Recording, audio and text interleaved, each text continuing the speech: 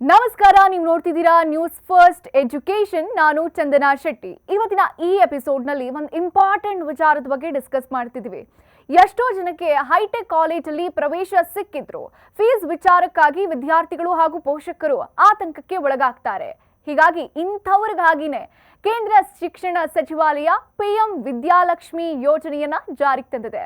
ಹಾಗಾದ್ರೆ ಏನಿದು ಯೋಜನೆ? ಈ ವಿಡಿಯೋನ ಕೊನೆವರೆಗೂ ನೋಡಿ.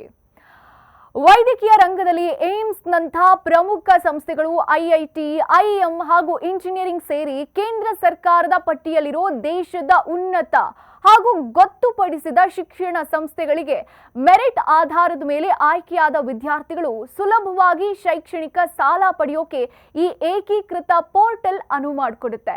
ಈ ಯೋಜನೆಯ ಸ್ಪೆಷಾಲಿಟಿ ಏನ್ ಗೊತ್ತಾ?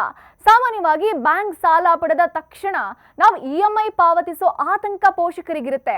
ಆದ್ರೆ ಈ ಪಿಎಂ ವಿದ್ಯಾಲಕ್ಷ್ಮಿ ಯೋಜನೆಯಡಿ ವಿದ್ಯಾರ್ಥಿಗಳು ತಮ್ಮ ಕೋರ್ಸ್ ಅವಧಿಯಲ್ಲಿ ಯಾವುದೇ ರೀತಿಯ ಸಾಲದ ಕಂತನ್ನ ಅಂದ್ರೆ ಇಎಂಐ ಮರುಪಾವತಿ ಮಾಡಬೇಕಾಗಿಲ್ಲ.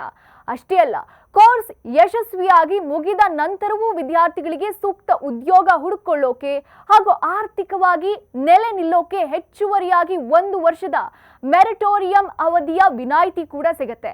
ಈ ಎಲ್ಲ ವಿನಾಯಿತಿ ಅವಧಿ ಮುಗಿದ ನಂತರ ಅಷ್ಟೇ ಸುಲಭ ಕಂತುಗಳಲ್ಲಿ ಸಾಲ ಮರುಪಾವತಿ ಪ್ರಕ್ರಿಯೆ ಆರಂಭ ಆಗುತ್ತೆ. ಹಾಗಾದ್ರೆ ಈ ಅರ್ಜಿ ಸಲ್ಲಿಕೆ ಮಾಡೋದು ಹೇಗೆ ಅಂದ್ರ, ಪ್ರವೇಶಾತಿ ಪಡೆದ ವಿದ್ಯಾರ್ಥಿಗಳು ಹಾಗೂ ಪೋಷಕರು ಶುಲ್ಕದ ಬಗ್ಗೆ ಯಾವುದೇ ಚಿಂತೆ ಮಾಡೋ ಅಗತ್ಯ ಇಲ್ಲ. ಹೆಚ್ಚಿನ ವಿವರಗಳಿಗಾಗಿ ಮತ್ತು ಅರ್ಜಿ ಸಲ್ಲಿಸಲು ಅಧಿಕೃತ ವೆಬ್ಸೈಟ್ pmvidyalakshmi.co.in ಗೆ ಭೇಟಿ ನೀಡಿ ನೋಂದಣಿ ಪ್ರಕ್ರಿಯೆನ ಪೂರ್ಣಗೊಳಿಸಬಹುದು.